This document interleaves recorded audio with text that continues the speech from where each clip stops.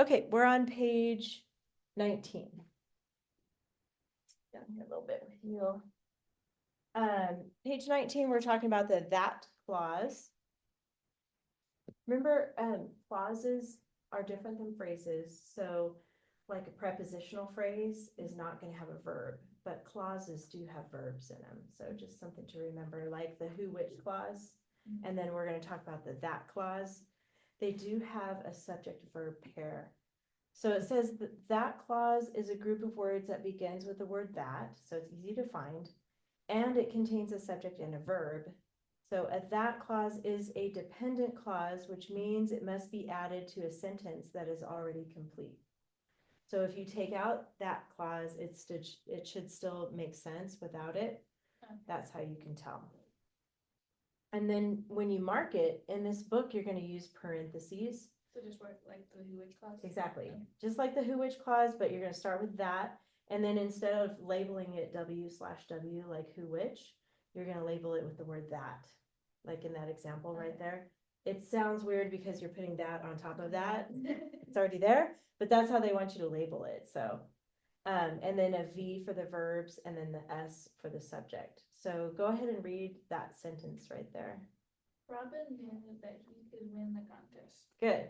So the that clause, sounds weird, is that he could win the contest. And then you can see how they labeled it with that.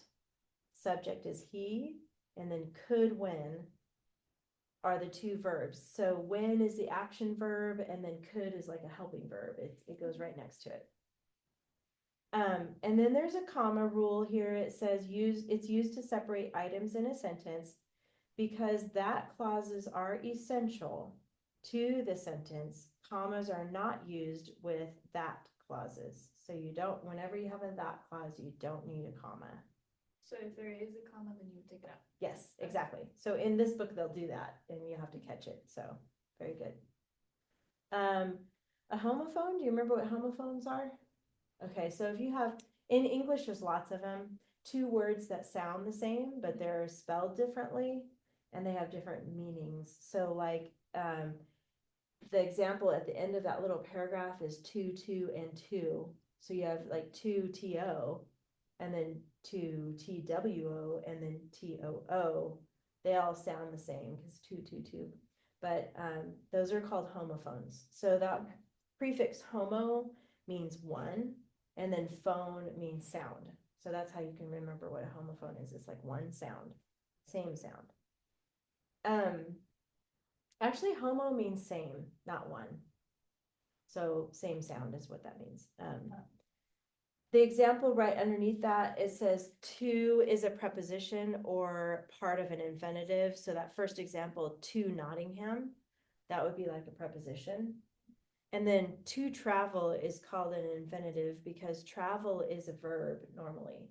But when you put to next to it, it changes it to an infinitive. And then it says TWO is a number. So like two arrows means literally 1, 2 arrows. TOO is an adverb, meaning also or to an excessive degree. Like my sister traveled to, meaning also. But if you're too excited to go to Disneyland, that means like you're overly excited, right? You're too, it's excessive. So that's how you use those two words there. They're going to do it wrong on purpose for you, lucky you. And then all you do is place a line through the incorrect homophone and then write the correct one above it. So go ahead and read the examples down below. Robin was headed to Nottingham. He brought his two straightest arrows. Okay, good. So they use the wrong twos at first, so you just draw a line through it and then write the correct one above it. So the first one should just be like a prepositional phrase, like to Nottingham. And then to means like also, and then obviously the number 2 for the arrows. Do you have any questions about that page at all? Good, okay. Keep going on the back of that on 20, page 20. Something else to think about. So this is pretty cool, actually. It makes English hard to learn, but There's words like this, you'll see them a lot, but many words can be used as different parts of speech. However, a word can perform only one part of speech at a time. For example, light can be a noun or an adjective or a verb.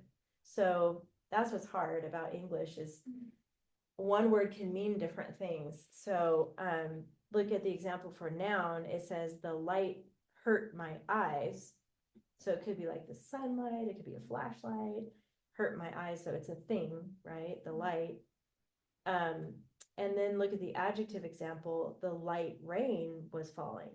So it's like when it sprinkles, it's called a light rain. So that's more of an adjective, it's describing the rain. And then the verb example says the lamps light the room. So it's actually an action that the light is doing in the room. So even though it's exactly the same word, L-I-G-H-T, it's used different ways and it can function is how they say it. You can function as different parts of speech.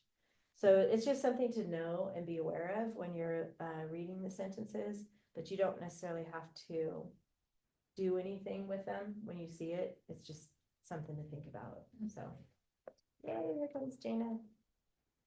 Let's go to page 21. This is the practice page. So go ahead and read the example there.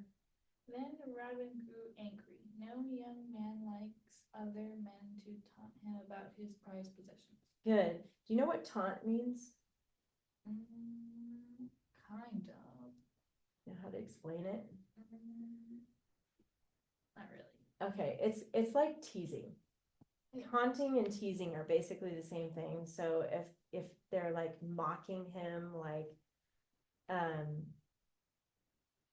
it sounds like they were teasing him about his prized possessions, like, look at you, you get all the prizes or you get all the trophies and aren't you special? And just kind of teasing like that.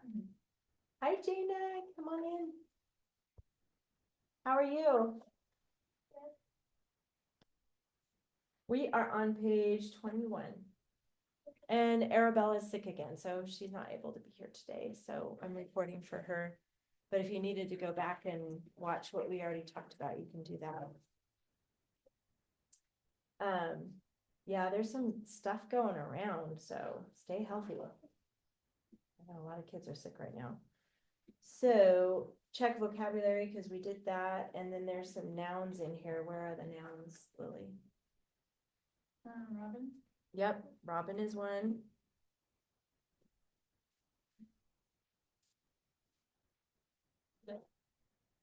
Possessions is one, yes. Yeah. Yep, man. Men. And men, good. I'll give you a second to get your stuff there. Uh-oh, do you have an extra pencil or a pen? I have this one. I just have an eraser. Oh, well, there's one in the back if you need. Oh, you have an eraser. That'll work. Okay, she's combined, makes a complete pencil. We are on page 21.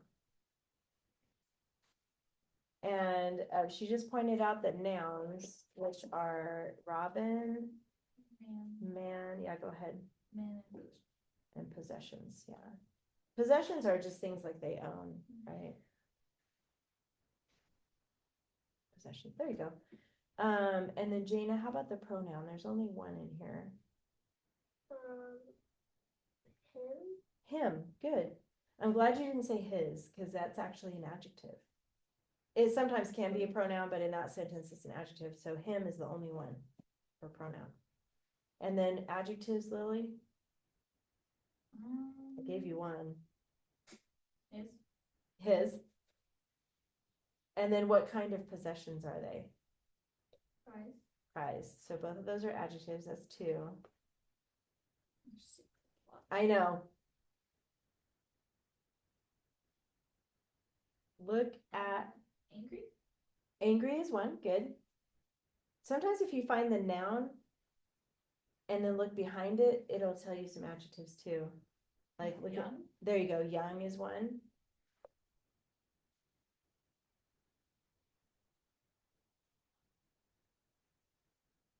And other, good. And the other one's kind of hard to find, but it's no. No young man. So that word no is actually an adjective because it's telling how many, or, there's none, basically. So no young men, okay. Or which young man, no young man, either way. Do you see the prepositional phrase in there?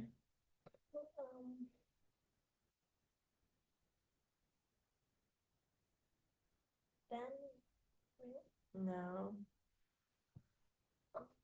about. there you his go. prized possession. Yes, good. About his prized possessions, good. And then I'll have Lily do the verbs and then you can do the subject, Jana. So where are the verbs, Lily? Brew? Yep, that's one. There's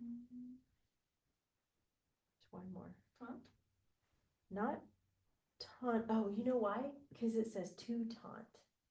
Remember how I told you earlier it changes it to an infinitive?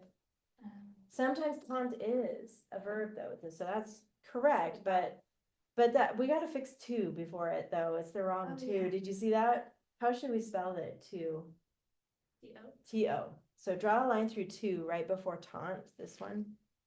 And it should be just T-O, to taunt. So we're not gonna count that as a verb though. There's another one in here.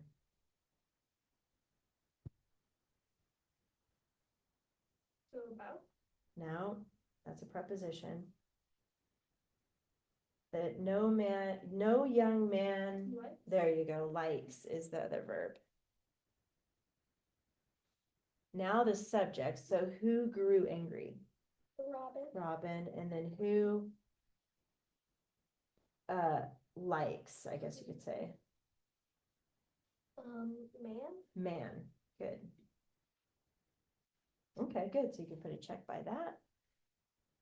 Capitals, Jane, I'll have you do the capitals too. Then. Yep. Robin and no. Yep. Then Robin and no. End mark, Lily, period. And then we already did the homophone. That was the word to. We fixed that. So any questions about that page? No? You can do the next 3 pages for your homework. So it'll be 22, 23, and 24. Okay. Since you don't have any questions, we're done with that for today. So that was good. Go ahead and put your grammar away. And you guys, let me see what you did this week. Oh, the eagle and the jackdaw. Did that one? Is that right? Yeah. And that was just the. Yeah. That was just telling, like retelling the story. We're gonna get into the next week, actually. Hold on, let me see my notes here. Oh, no, you didn't retell it, you rewrote it, right? Yeah. You wrote a paragraph, okay. And do you remember to use an ly adverb and a who, which clause? Yeah. I think I saw both of yours on the Google Classroom, so. So yeah, we are done with the eagle and the jackdaw, and we're not gonna do that other story, Komodo dragon. So you can, oh, it's similar, but different story. This one's actually kind of sad, but that's a little different. It does have a donkey though. So go ahead and put away in your other folder or whatever you have for your finished stuff. Do you guys both have a second folder? Not yet, okay. So let me see what all you have here. Okay, so you could move this stuff to the back here until. You can, it fills up pretty fast though. That's why I really want you to get a separate folder. Have you seen those that kind of open up and it's almost like an accordion? Like there's lots of, like if you Yeah. open it, those are the best. Then you can just slide it in there and you're done with it. So if, next time you're at Walmart, if you can see if your mom can get one of those for you, that would be best. Don't lose these though. Remember those? Yeah. Yeah, so leave the white pages in there. And then go ahead and get out the next one, which is week 4. And that is the one about the donkey. The miller, his son, and their donkey. So it's 1, 2, 3, 4 pages. And then you do need a piece of lined paper too.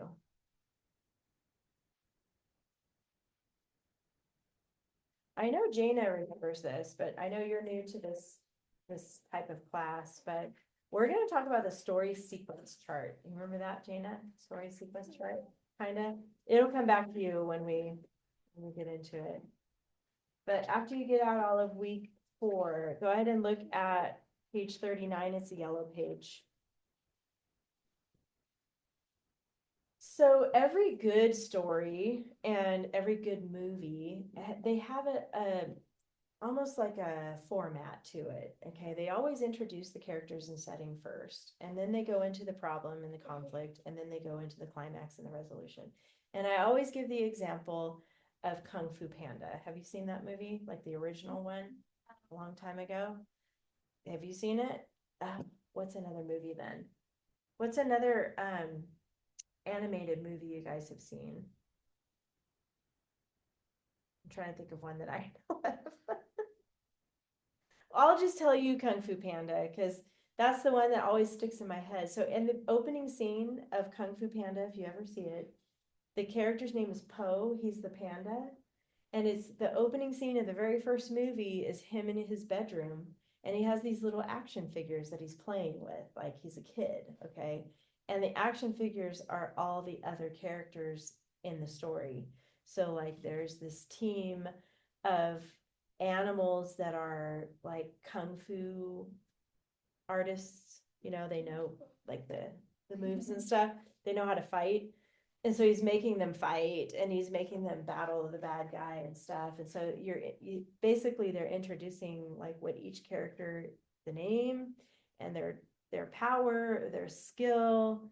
So look at on this chart this is a Roman numeral 1 here. You always start a story with introducing the characters and the setting. The setting is where the story takes place, basically. So in that first paragraph, when you write a story, you got to tell who you're writing about, the characters, and then where they are. So you're going to be answering these questions in the first paragraph. Who is in the story? What are they like? When does it happen? And where do they live or go? That's typically how you start a story. Then in the middle, it's the middle paragraph. Each one of these represents a paragraph. So the middle paragraph is where you talk about the conflict or the problem. So in Kung Fu Panda, there's a bad guy that's wanting to take over the city, right? He wants to be in power and he wants to control the people and control everything. And so they have to battle this guy, but he's really strong. And so that's the conflict though, is they're trying to defeat him, but he's strong. This is when, and if you think about it, any book you read or any story or any movie, you'll notice all of them pretty much have a problem in it, that the rest of the movie is about how they fix the problem or how they solve it. So you'll answer these questions in the middle. What do they need or want? What do they think? And what do they say and do? So going into like Kung Fu Panda, this panda is like clumsy and he's goofy and he's like big. Okay. All the other characters are like lean and fit and they're like athletic, but he's kind of like, kind of chunky and he likes to eat, so he eats dumplings and you should see the movie. It's really cute. But he discovers that he wants to be a kung fu fighter, but he doesn't really have the skills to do it. But throughout the movie, he figures out he has a special power that nobody else has.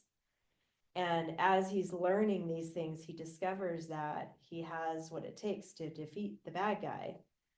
So that leads you into the third paragraph, which is the climax and resolution.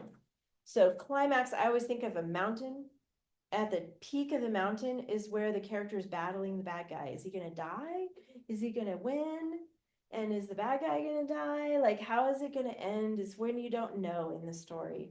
And then the resolution is like how it all ends up. Like everybody lives happily ever after, right? I like those the best. I don't like tragic endings because I'll cry, if it's sad. Yeah, a lot of movies end like they both get what they want. So like nobody Yeah. ends up dying. Yeah. Somebody gets defeated. Yeah. Those are the kind of stories and movies I like, but so how is the need resolved and what happens after? And then what is the message or the lesson? A lot of times stories teach us something about life. Kung Fu Panda teaches us to not judge a book by its cover. Have you guys heard that before? So even though the panda is kind of fat and goofy and clumsy, he actually was the one that they needed to defeat the bad guy. So he ended up being the hero. Even though when you look at him, you're thinking, how is he going to do that? That's the lesson we can learn from that. So that's what we're going to be doing. So now with your lined paper, so I'm going to help you set that up on lined paper. Go ahead and put your name and date on the upper left corner. And I'll move out of the way, Lily, so you can see, but I'll just have to kind of move back and forth here. The date is 9/30/24, so your name goes there and date. This story has a long title.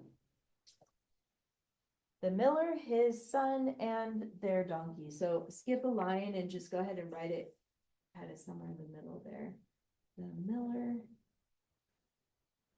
his son, and the word and there are not capitalized actually. Oh, actually there is. Their donkey. I love donkeys, by the way. I don't have any, but someday I will. Hopefully I'll have two. So cute. And they're just like happy creatures. You know what I mean? Do you guys have any donkeys at your place? We used to, cause like, Mia used to want like a horse really bad. But we had the donkey, so she used to make it into a horse, so she would ride it. Wow, was the donkey rideable? Like, No. like He doesn't really like to be ridden and stuff. he didn't really want to go. No, He's like, really. oh gosh, that's it. They're known to be stubborn for sure. All right, and then underneath this, I want you to just write right underneath it. Just put story. Oops, that's a T. Here. Sequence chart. That's what we're going to work on today. It's a little different than the KWO or the keyword outline. Story sequence chart is what we're calling it. And it's a sequence, when you have a sequence, it's like building a sandwich. You got to have the bread and then the peanut butter and the jelly, and then you put it, there's a process to it. So that's what this is about a story. From here, we're going to skip a line. About in the middle of your page, you're going to draw a line down. It does not have to be perfect. Mine's not. Like, whoops. Oh. Mine's not perfect, but somewhere down the middle. Okay. On the right side of this line, we're going to build the outline. So it's going to start with a Roman numeral 1. And then under Roman numeral 1, I'm just going to have you do 1, 2, 3. Move over a little bit for those, and line them up.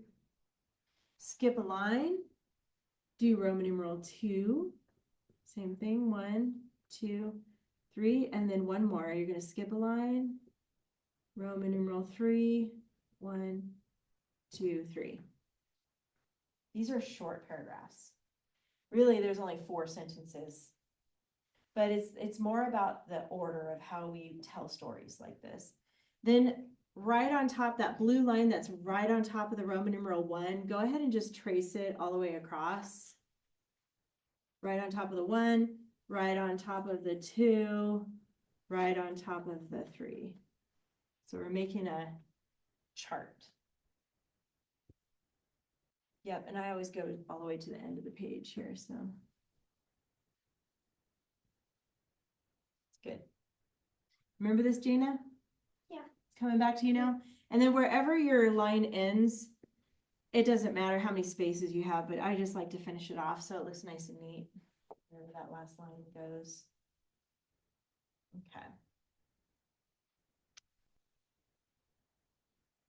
Okay. It's okay if you need to erase that. All right, so we got our sequence chart going. Do you remember looking at the yellow page? What did we introduce first in a story? You guys remember? Characters and setting. So we're just gonna write that on the first line inside here. Characters slash setting, like that. This is just to remind you, these are like notes on the side, just to remind you the order of how we do things in a story. And you're gonna answer these questions. So you're just gonna put who, question mark, where, and when. These are the types of questions you're gonna ask to fill in your first paragraph, like who's in the story, where are they, and when did it happen? Then, Jana, what's in the middle? What do we usually talk about in the middle? And you can look at the yellow page if you need to. The conflict and problem. Yes, good. So conflict slash problem. This is when we're asking the question, what? What is it that the character needs? Like in the story Kung Fu Panda, even though I know you guys haven't seen it, he's trying to save his city and his family and his friends, and he's trying to protect everybody. So, and then the bad guy obviously is trying to take control. So that's what is happening in the middle. So that's the conflict and the problem. And then Lily, what do we do at the very end? The last paragraph. Climax and resolution. Yes, good. So climax slash resolution, and climax being like that mountain peak. You don't know, are they gonna die? Are they gonna live? Are they gonna get lost? Are they gonna find their way? We don't know. In all those stories. So how is what we ask here. How was it solved? How did they solve their problem? Just gonna zoom in here for a second for Arabella so she can see what we're working on. Sorry about that. Okay. How does it get solved? And sometimes we can learn a lesson. So sometimes we can ask, what lesson can we learn from it? Those are great, by the way. When you read a book or watch a movie and you can learn something from it, it's like something you can take away from it.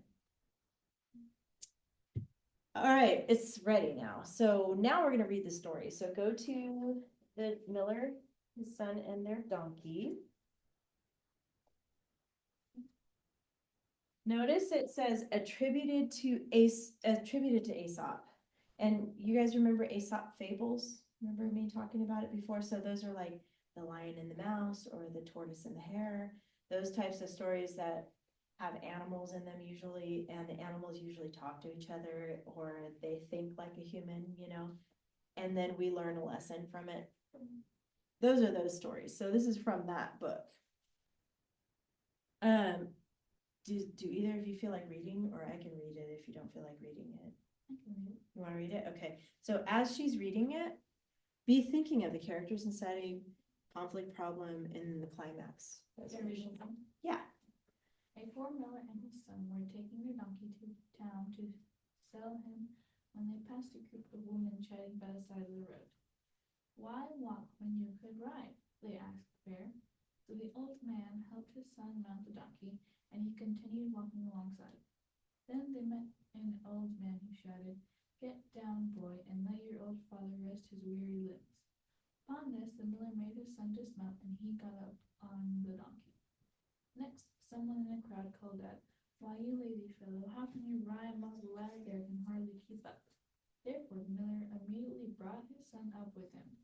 They had now almost reached the town, and the man commented on how they overloaded the animal, saying, "You might as well carry him as he carry both of you." So the miller and his son tied the donkey's legs together. With the help of a pole, they carried him on their shoulders, staggering over a bridge near the entrance of the town. This odd sight caused bystanders to laugh until the donkey, not liking the noise of or the way he was being treated, broke the cords that bound him and fell into the river.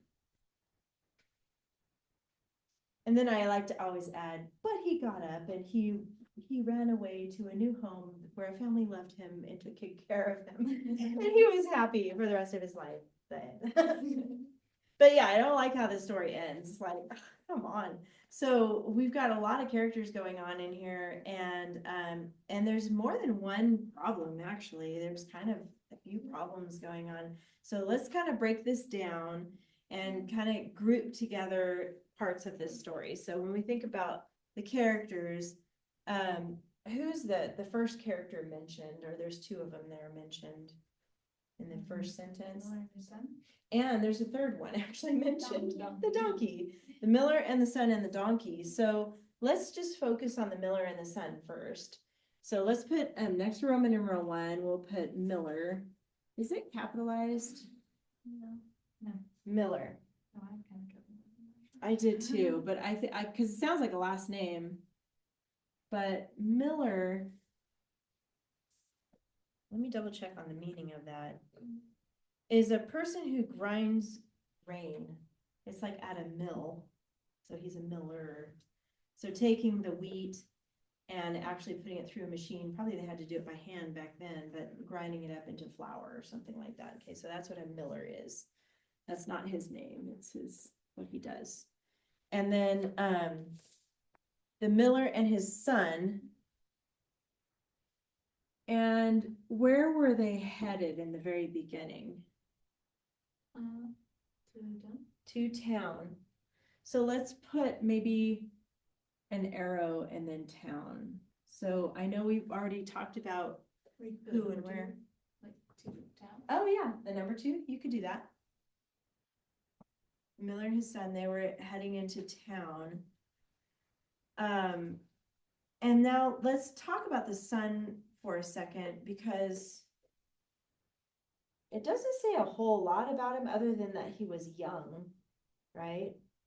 So the son was young and the miller sounded like kind of an old guy. That's what it sounded like to me. So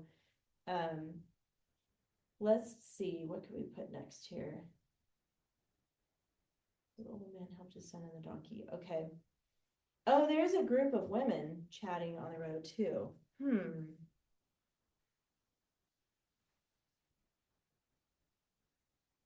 I think we should mention the women next. There's a lot of characters in this story. So next to number 1, let's put women. And chatting, do you know what chatting means? Yeah. What does that mean? Talking. Talking. Busy, talking. And they were by the side of the road. So maybe we could put side.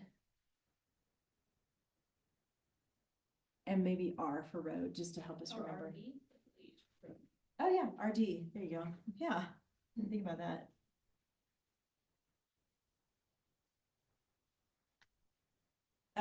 Yeah, so let's just keep going with that. So they're chatting on the side of the road, and remember how at the beginning they say, why walk when you can ride? So they're kind of getting nosy. It's like, nobody asked you. Like, why are you getting in my business here?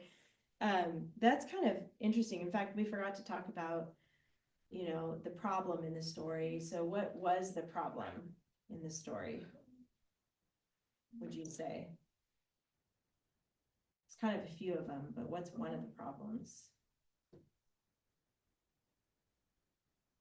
I would say that everybody kind of gives their opinion. Is that what you're thinking too? Yeah, like everybody's saying, why are you doing that? You should be doing this. And why are you doing that? You should be doing this. And they're all just kind of like, so that was a problem. The miller and the son, they must be nice people, but they just kept going, okay, well, let me get off and then you can get on. Okay, now you get on with me. And then it's like, okay, we'll both get off. They just listen to everybody. It's like, that's the lesson actually. What lesson could we learn from that, you think?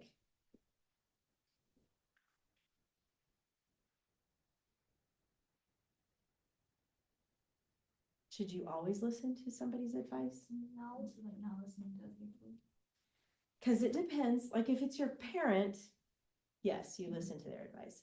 But if it's like a friend, maybe their advice is good, but maybe not always, right? What were you gonna say, Lily? Not the same thing. Same thing. Or, you know, a stranger, sometimes a stranger may not give you great advice, you know? So you have to kind of use your judgment on that, especially as you get older, to really think about, is that good advice or is it not good? But you can always count on your parents. I do want to make sure that, or family, usually you can count on them giving good advice. Okay, so back to this, on the side of the road, so they're kind of like opinionated. That would be a good word to describe these women. Opinionated and bossy,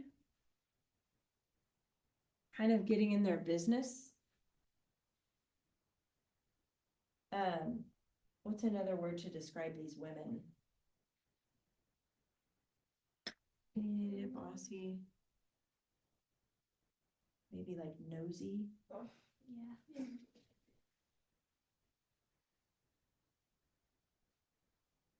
Rude could be another word.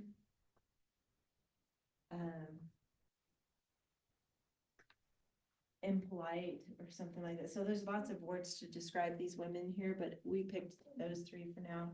So when you write it, if you think of a different word you want to use, you can change that up too. And what were they giving, like verbally, what were they giving them? Like they were telling, advice is the word I'm thinking of. They were giving them advice, right? So I would put advice here to the miller and his son about what to do, like about their lives, like to, maybe we could put let's just put miller and son here. Oops, this should have a C. I spelled it wrong. Sometimes I do that. Advice. Otherwise it's advise. Sometimes I forget that, but the C is there. So they were giving advice to the miller and his son about their journey, right? About, oh, that was a little moth that came out of nowhere. It's under that table back there. Hopefully it doesn't bother you guys. All right, so if we're kind of leading into the main conflict of the problem, but it started out with these women. So we've talked about who is in the story, Miller's son. Oh, we haven't talked about the donkey yet, have we? We need to put donkey in here somewhere. Maybe put a D here with the donkey. And we can circle the D in the title to help us remember. But yeah, we need to mention the donkey in there too. They were going to town to sell him, right? Poor donkey. But all they were doing was traveling, and then all these women were having all this advice. And okay, so what does the woman, we're still in that first paragraph. She says, the women are saying, why walk when you could ride? So the women, I think we'll go back to the women now, because this, we're going to start detailing like what kind of advice they got. So we're going to say the women asked, like, ride, question mark, like, why ride? No, wait, walk. Why walk when you could ride? Sorry, erase that if you need to. Walk, question mark, and then ride, exclamation mark. That'll help us remember, why walk when you could ride?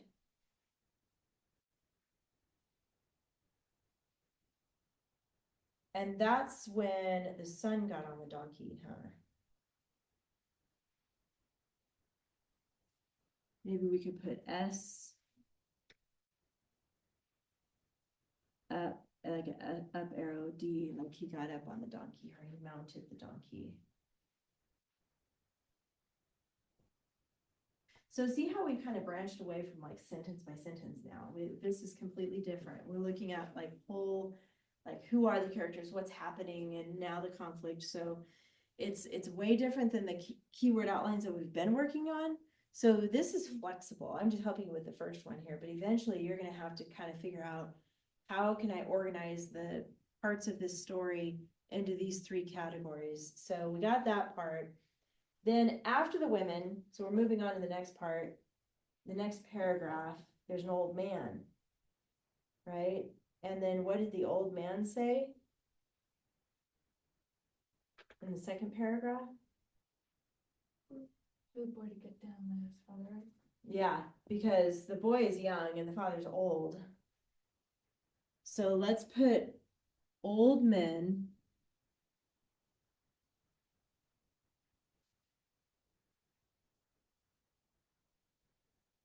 And maybe we could put father with an exclamation mark, like let your father ride.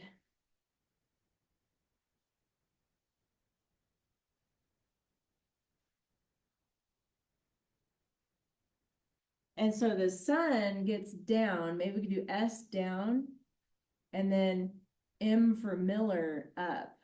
Does that make sense if we do that? Can you guys remember that?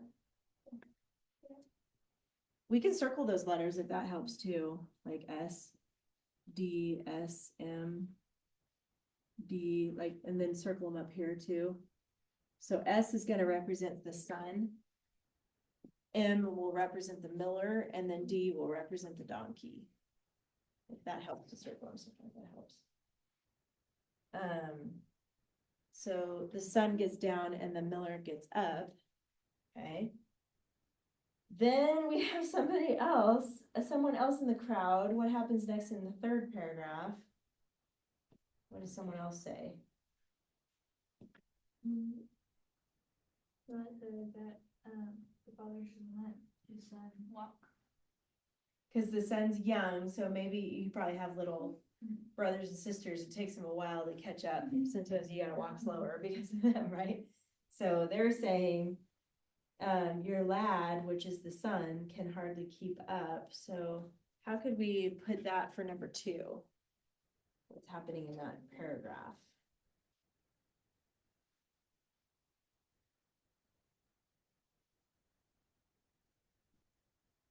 It's the crowd. So how would you put like someone in a crowd? Or we could use the word crowd maybe, Or someone. or someone. I think I'll put crowd, but if you like someone better, you can use that. Or a stick figure. For someone maybe. Someone in the crowd. What else can we put there?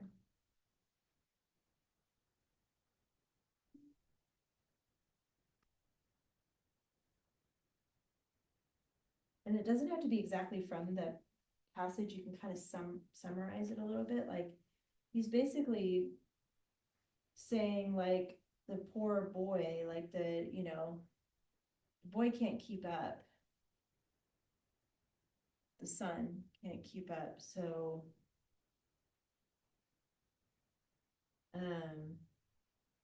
or we could talk about how he calls the miller a lazy fellow. We could say lazy.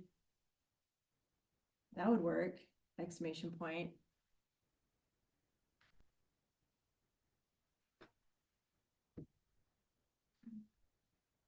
That work? Because what he brings the son up with him, so I guess that doesn't really work. Sorry, guys. Just take off lazy. But he's feeling bad for the boy. Maybe we could put like poor boy.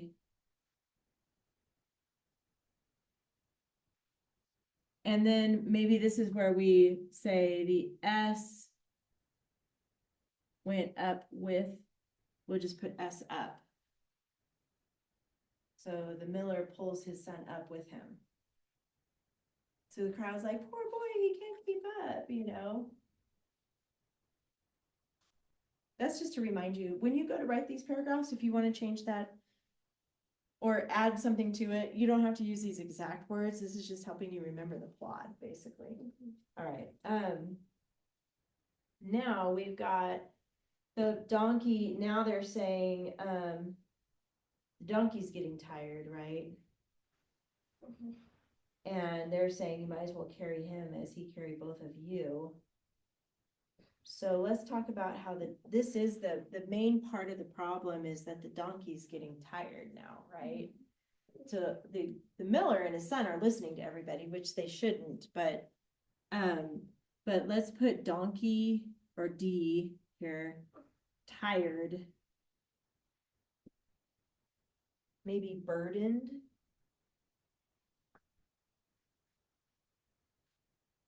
Meaning he's carrying all that weight, you know, he's burdened. Maybe he's feeling weak. That's probably the main conflict that's happening here is now the poor donkey is being overloaded with 2 people on his back. Maybe he's a small donkey. And then we have this someone else, a man, commented that he's overloading the animal. You might as well carry him as he carried both of you. Do you guys know about sarcasm? You know what that is? Sarcasm. So basically it's when you don't mean it literally. Like he's saying, might as well carry that donkey. He didn't mean literally carry it. He meant like you're weighing him down so much, you might as well carry him. But then they took it literally. So there's a difference between sarcasm and literal meaning. And trying to think of another example. Like if you're mad at someone, I'm not recommending you say this. I'm just saying you might have heard the saying before, like go jump off a cliff. Have you heard that saying before? Like, no, okay. What's another one? Break a leg. There you go, perfect. So like if somebody's doing a show or on stage, it's kind of a good luck thing to say, but you don't literally mean go break a leg. Yeah. So it's sarcasm basically. So this guy's being sarcastic saying you might as well carry him, but they believed him. They're like, oh, okay, let's tie up the legs and put him on a pole and try to walk with this donkey. So they didn't get it. But anyway, there was a man, I'm going to say, man, I'm going to use that word sarcastic. And he was saying, you carry. So carry. Carry D. He was being sarcastic and he said, well, why don't you carry the donkey? This is that climax. This is like, are they really going to carry the donkey? Or is the donkey going to, what's going to happen here? Like, you're not sure how this is going to end. This is when it starts getting resolved here. So what do they do with the donkey? Poor donkey. This is the part I don't like, okay? They tie his feet, right? You don't do that to a donkey. So this is the miller. I'm going to put M and S. Tie feet. And I'm going to put pole, because they used a pole, right, to hook him on. I'm thinking it's a long pole that I don't know how they did that. I don't even know how they would tie a donkey's feet. That would be like really impossible to do. It's not like a pig or a goat or a sheep, a lamb or something like that, or even a cow. Donkeys are strong. A, they're strong. B, they're very stubborn. They're not gonna let you like lay them down No. and grab their feet and tie them up. No, they will definitely kick you and you will have bruises everywhere, maybe even broken bones. So they're not gonna be, I don't know why this donkey did that, but anyway.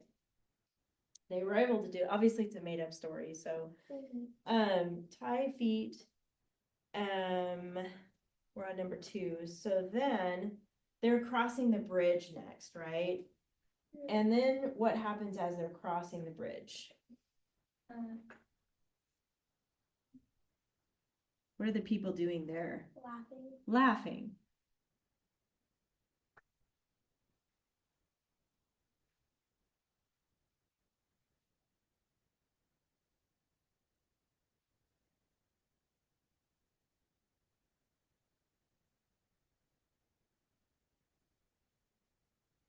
And then it says the donkey not liking the noise. That kind of does remind me of like a horse or a donkey. They get spooked sometimes. And, you know, they kind of just get skittish. Like I know he was tied up, but he was probably like starting to get out, trying to get out of it at that point. So we could say, spooked or mad or scared or some kind of, how do you think he felt? Spooked. I kind of like that too, spooked. We'll put that there too. And then he breaks free, right? And then he falls into the river. So we'll put breaks, fall, river, and then we'll say he lives happily ever after that. Okay, I know that was kind of quick, but this is basically how you set up a story sequence chart. You read the story, and then we're putting it into chunks, like what happened here. So we're introducing all the characters mainly here. And then there's more characters that come in later, like the crowd and the old man. So it's okay if those characters come in later, but this is basically like the sequence of events that happen. And then we're putting it into our own words, basically. So your homework this week will then be to write your version of the story using this keyword outline, the story sequence chart here. We're So using that like kind of as a keyword outline, so putting these into a sentence. yes, so you're gonna look at Roman numeral 1. So your first sentence is gonna be something about the miller, the son going to town with their donkey, and you can say something like, one day, you know, you can start out with something like that. One day there was a miller and his son that were taking their donkey into town to sell. It's similar to the first sentence, but you're putting it into your own words, just like you did with, what was it you guys wrote about this week? I forgot already. Yeah, the eagle and the jackdaw. Like you used your keyword outline for that, but you're using these same way though. And then something about they came across a group of women who were chatting on the side of the road. So you're just putting it back into complete sentences. Now notice we only really have 4 sentences per paragraph, so these are short. As you're writing this though, and I told this to the other class, you can add your own sentences to fill it in if you want. You don't have to. If you want to keep it 4 sentences, that's okay. But if you want to say something about like, something about the women, adding a sentence like, the women were friends and they loved to tease people, you know, they were rude or whatever. You can add more information to the story if you want to. I'm going to leave that up to you guys. Or you can just stick to these sentences. Does that make sense, Jana? Okay. You're going to do 3 paragraphs following that basic storyline. So let's look at your checklist really quick. I think it's pretty much the same as it was for the jackdaw. And don't forget to double space. I think both of you guys did a good job with that. And then title, this will have a title. So whatever you end up with, and if you want to give it an extra sentence to come up with a good title, you can add another sentence at the end, you know what I mean by that? Okay. And then come up with a title using at least one of the words from the last sentence, from that final sentence needs to go in the title. Does that make sense? Okay. It does say that story follows story sequence chart, so I don't want you to jump around here. You're just going to go in order of the chart. That's what that means. And each paragraph contains at least 4 sentences. So you have your 4. If you want to add more, you can, like I said earlier. Your dress ups are LY and who which. So you need one One per each. So I was gonna ask that because I don't know if it was 3. So it's one for each. paragraph. one per each. And I did see on yours, you accidentally underlined like the whole, who, which clause. You only have to underline who or which, just so you Okay. know. I put a note in there. I don't know if you've seen it yet, but I put a note on your Google Classroom. Same with the ly adverb, just underline the one word. You don't have to underline the verb that goes with it, you know what I mean? Yeah. But since we have a couple of minutes, we can think of maybe an ly word we could fit in that first paragraph, and we can make a note about that in the margin here, and that way you can remember. So like maybe how they traveled to town, maybe you could say like they sadly traveled to town because they were selling their donkey, or something about how the women were chatting, like obnoxiously chatting or annoyingly, or can you guys think of some ly words?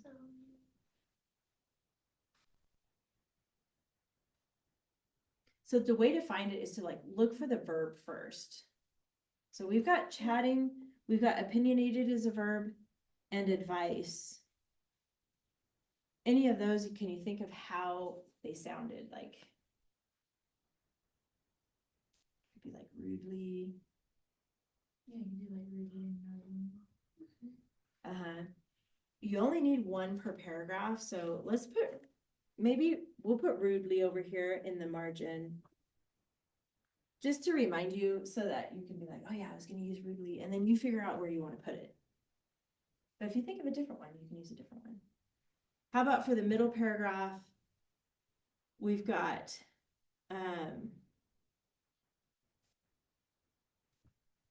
the whole conversation between the people, like what's an ly adverb to describe like how the old man was saying, you should let your father ride. Like, how could you explain how they were? It'll probably be similar to rudely, but what's another word we could use? An ly adverb.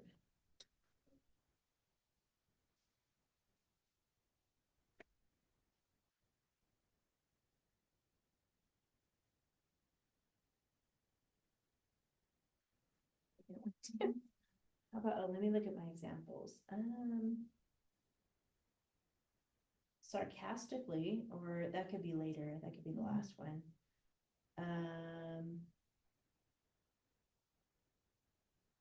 I guess you could use, actually, this doesn't really fit with rudely, but you could use slowly.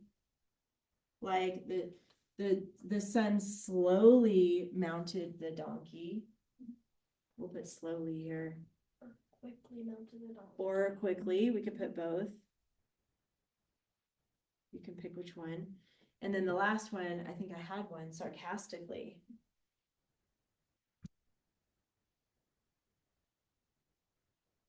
That's a good ly.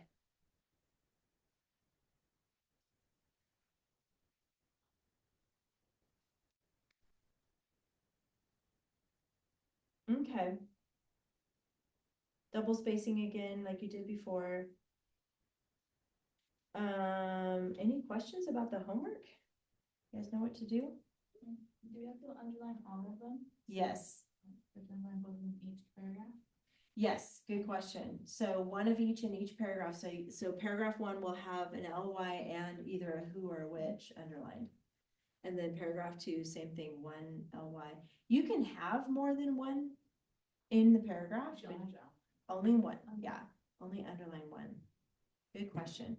And for the who, which, you might have who, or you might have which, or you could use whose. If you find a spot where whose works, that would count if you need to.